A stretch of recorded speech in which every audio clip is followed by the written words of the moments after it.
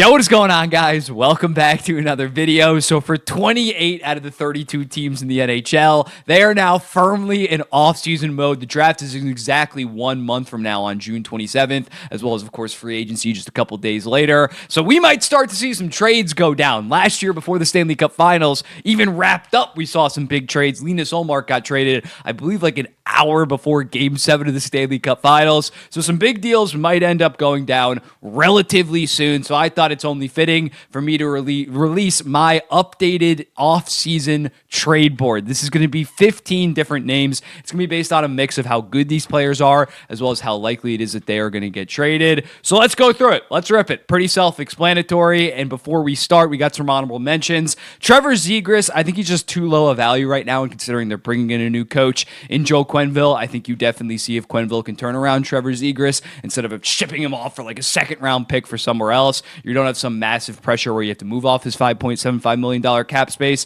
so I can't really see it there. Elias Pettersson and Mika Zibanejad, also kind of like Zegras, extremely low points in terms of their value after the seasons that they had, and they have big contracts. Pettersson still has 7 years left at $11.6 million, Zibanejad 5 at 8.5, so although I'm sure that their teams would kind of like to trade those guys potentially, it's not really feasible right now. As well as another guy that I wanted to give an honorable mention to is Mario Ferraro. Right now he only has 1 year left at $3.25 million. The Sharks could potentially trade him, but they need like some semblance of bodies at the NHL level this season. So I think they're probably going to head into the season with him and then maybe trade him at the deadline. But now we got our top 15. Let's get into it. And at number 15, I have Jesperi Kotkaniemi. When looking at him, this is assuming that they lose to the Florida Panthers. They don't pull off some miracle 3-0 comeback and go on to win the Stanley Cup. Kotkaniemi most likely has to be gone from this team. Whether it's a buyout, which I think does make a decent amount of sense, considering he still is under 26 years old, so it would only be 1/3 of the value of the deal remaining.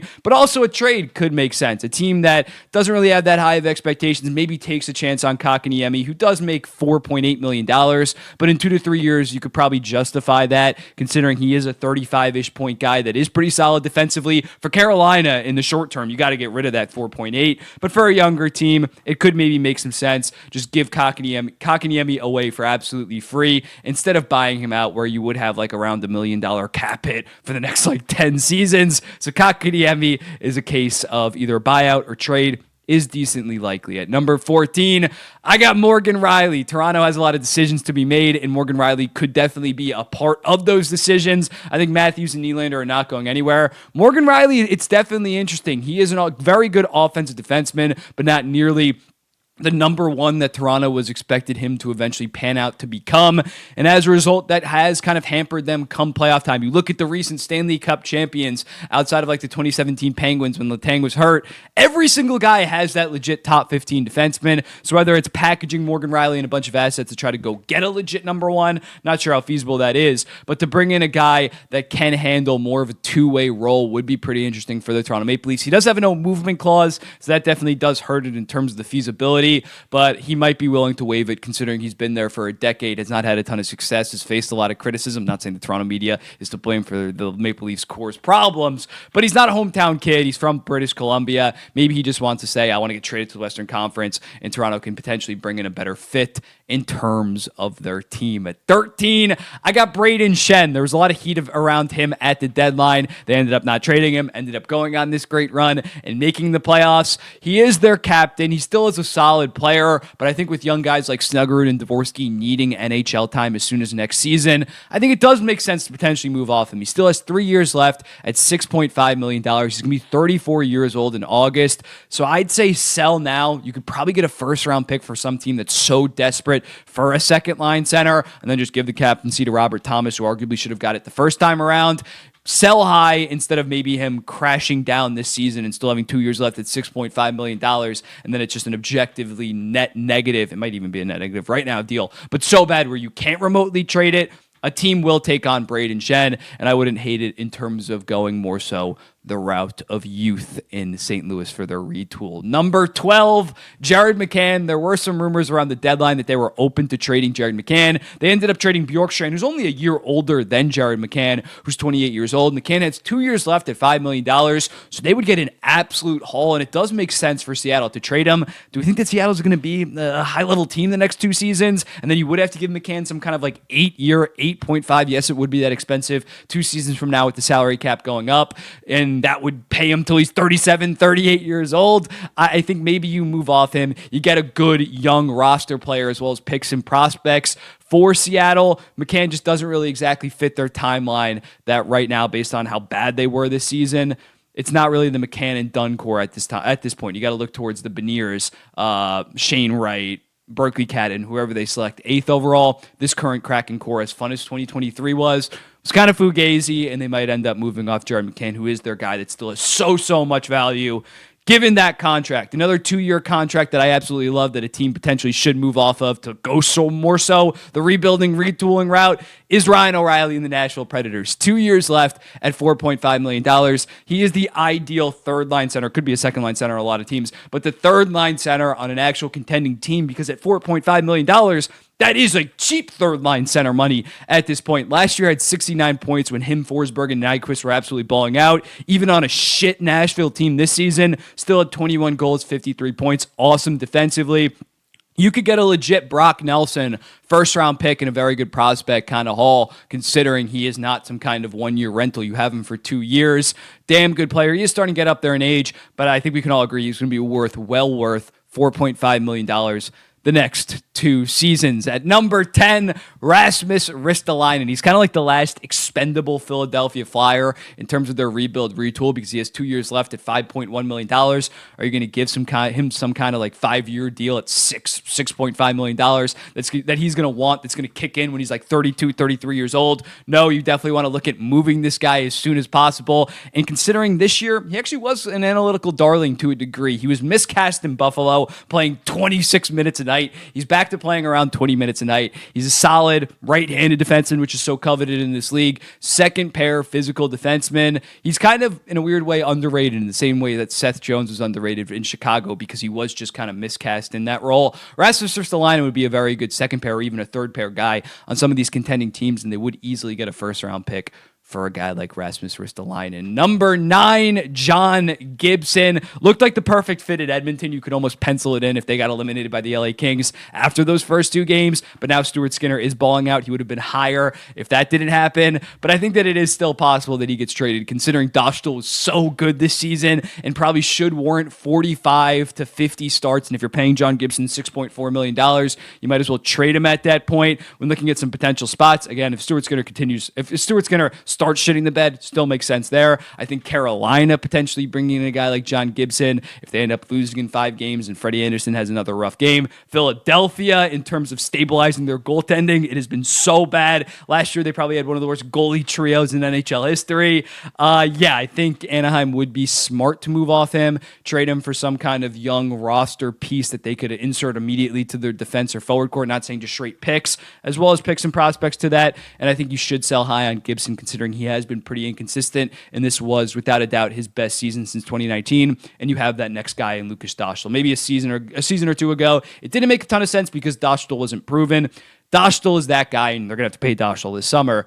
Trade Gibson, bring in some kind of like Jake Allen to kind of stabilize it, but get a lot of assets for John Gibson. Number 8, Matias Maccelli. Really weird season this year for Maccelli. After back-to-back 55-plus point pace seasons, he only had 18 points in 55 games, went from playing 16 minutes a night to 13:44. So I'll be honest, I didn't watch a ton of Utah Hockey Club hockey this season, but clearly Andre Tourigny did not trust him as much as seasons past. He got passed in the lineup by other guys. So I think he still does have a decent amount of value. So if Utah wants to go out and get some kind of star elite player, attaching Maccelli to that, or maybe Maccelli just says, I want a fresh start and scenery, and they can get some kind of veteran for Maccelli, I think it could make sense. Just seems like there's a disconnect between coach, general manager, and Maccelli in terms of what he brings to the table, and a fresh scenery could do a lot of good. Number 7, JG Pageau. If Darsh wants flexibility in terms of the salary cap space, JG Pageau is that guy, considering he only has 1 year left at $5 million. Is a consistent around 40-ish point two-way third-line center. Teams will covet that, and he's one of the best face-off takers in the NHL, second only to Claude Giroux this season at 59%. The Edmonton Oilers really wanted him at this most recent deadline, but Lou Lamoriello was not willing to retain on a year-and-a-half kind of deal. I think someone in this offseason window that does have salary cap, because it is the offseason, would take Pageau and maybe give up a late second, early third round pick for his services. No longer the player that he was when he got traded at the 2020 deadline, but still a valuable piece. And at $5 million, that's solid third line center money. So yeah, if they want to take swings at a Marner, at an Ehlers, they're going to have to move out a guy like JG Pageau, and he still has a decent amount of game left. At number 6, sticking in the New York metro area, we got Chris Kreider. If you want to really change up or just like scare the shit out of this core, you trade the longest tenured New York Ranger, which is Chris Kreider. He only had 30 points, granted 22 of them were goals this season. It was a rough season for Chris Kreider, but he is a year removed from a 39 goal, 36 assists, 75 point season. So he still does have value. 3 years left at $6.5 million. A lot of the guys in the New York Rangers have trade protection. He only has a 15-team no trade clause. So you could definitely trade him. And if you get a good top 4 defenseman in return for Chris Kreider, I think that's definitely something that you explore, considering, not saying their forward core is beyond loaded, but they have like a 1.5 man defense core right now in terms of Adam Fox and Keandre Miller, depending on the night. So shifting out Chris Kreider to kind of say, like, we're making big changes and we're getting a lot more balanced within our defense core makes sense for the New York Rangers, and they should definitely look at doing that. Number 5, Rasmus Andersson. This is a really interesting situation. Craig Conroy, does he extend Rasmus Andersson on July 1st, who has 1 year left at $4.55 million, or does he trade him and kind of maybe commit to kind of stinking next year in the Gavin McKenna draft? He was a minus 38 on a team that was only a minus 16. I know plus minus isn't the best stat, but like Mackenzie Weegar was like a plus 16 or something like that. Like, he had a rough season, only 31 points. Still does have a lot of value, because that contract 1 year at 4.55 to add a player like Rasmus Andersson, given his prior year track record at that cap hit, is extremely valuable. They would get a first plus for Rasmus Andersson. I think that they should do that. I think that they definitely should not extend him this summer, because this year was so concerning. Like, if they extend him and then he repeats that year and you have him at 8 years, $7.78 million, because that's what he's going to garner, considering the fact that he does have the track record. I think you should definitely, at the bare minimum, wait it out and then potentially trade him at the deadline. I would probably trade him now, when you would get a metric shit ton. At number 4, another right-handed defenseman, I'm going with Erik Karlsson. Dubas would definitely have to eat $2 to $3 million in terms of retention to get him in the mid-7s. That would definitely be appetizing for a team for 2 years remaining. He is starting to get up there in age, but 53 points this year, great offensive analytics, definitely needs more so of a defensive-minded partner. Him and Marcus Pettersson worked so good in Pittsburgh, and he was very good at Four Nations once we saw him with actually some talent. I think a team like Carolina, if they end up losing in 5, they can maybe say, we'll get Burns out of there, we'll bring in Karlsson, he'll play with Slavin. That would be an awesome pair. Toronto, if they move off Morgan Riley, Karlsson getting in there, much better of a puck-moving defenseman. I know he's not exactly the best defensively, or maybe even back to the Ottawa Senators. It could make sense, and if you're Pittsburgh, you definitely look at trading Erik Karlsson, considering you are entering a pretty heavy rebuild. Number 3, Marco Rossi. The Wild only offered him a 5-year deal at $5 million. Like, that is nuts. Midway through the season, they offered that. Apparently, they have not budged on that, which is crazy, considering this guy's a former top 10 pick that had 40 points last year in his first full season, now up to 60 points, including 24 goals. I get that he does benefit from playing with pretty elite wingers, plays with Kaprizov a decent amount, plays with Boley, as well as Zuccarello, but in his own right, he's 23 years old. He's extremely skilled, was dominant in his junior career, looking at him at the OHL level. He is only 5'9", but I think it's ridiculous that Minnesota is looking at trading this guy, but it's looking like it is possible. Teams like Montreal, Calgary, Utah, Anaheim, Boston, Philadelphia, my New York Islanders, Vancouver Canucks, teams that need center help and want to get younger should all be in on this guy in terms of trading a first-round pick and a roster player to the Minnesota Wild. Minnesota, I guess they really like Danila Yurov in terms of inserting him into the lineup next season, because I don't know why they would trade Marco Rossi, but everything that we're seeing reporting-wise looks like that they are pretty open to trading Marco Rossi, considering the concerns about maybe his defensive game and his stature, I guess. But any team that trades for him should happily give him a 5-year deal at 6.5 or an 8-year deal at 7.5. 23 years old, just had 60 points, extremely skilled. What are we doing, Bill Guerin? I really like you, but this is kind of a fumble right now by you. At number 2, another youngish guy that wants a contract, Bowen Byram, when looking at him, he's in a tough spot. He's never going to be even the number 2 defenseman on this team. Never going to be the number 2 left-handed defenseman, considering they have Dahlin, considering they have Power, who are around the same age and are locked up on big contracts. If I'm Buffalo and I have some kind of deal where I can bring in a solid right-handed defenseman and picks or prospects for Bowen Byram, I'm definitely doing that. Bowen Byram analytically also is pretty concerning, despite even playing with the Rasmus Dahlin. If I'm Buffalo, I am not giving this guy some kind of mid to long-term deal north of $6.5 million. I'm spreading it out. I'm getting more balanced in terms of a better fit. Like similarly to Chychrun and Nick Jensen. Chychrun definitely the more talented player. Nick Jensen the better fit. I could definitely see Buffalo potentially doing something like that. Chychrun's a far better player than Bowen Byram. I'm not saying that. But yeah. I'd move off Bowen Byram if I were the Buffalo Sabres to get more balance. And then at number 1, I think it's a pretty consensus number 1. It is Rickard Rakell, considering the fact he has 3 years left at $5 million and is coming off a season where he had 35 goals, 35 assists, 70 points on not that good of a Pittsburgh Penguins team. Any high-level team that has cap space this summer should be after a Rickard Rakell.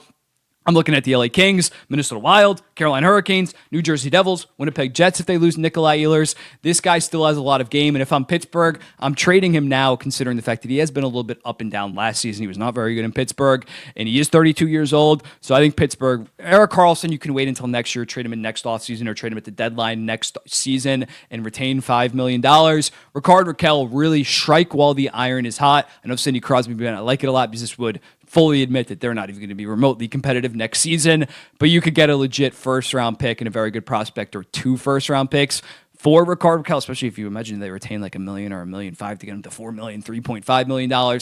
That would be awesome. Rakell is that ideal top 6 winger that is very cost-controlled and is going to be very valuable for teams this summer. But let me know in the comments, what do you think? Let's go through it again. Number 1, Rickard Rakell, Bowen Byram, Marco Rossi, Erik Karlsson, Rasmus Andersson, Chris Kreider, JG Pageau, Matias Maccelli, John Gibson, Rasmus Ristolainen, Ryan O'Reilly, Jared McCann, Brayden Schenn, Morgan Rielly, and Jesperi Kotkaniemi.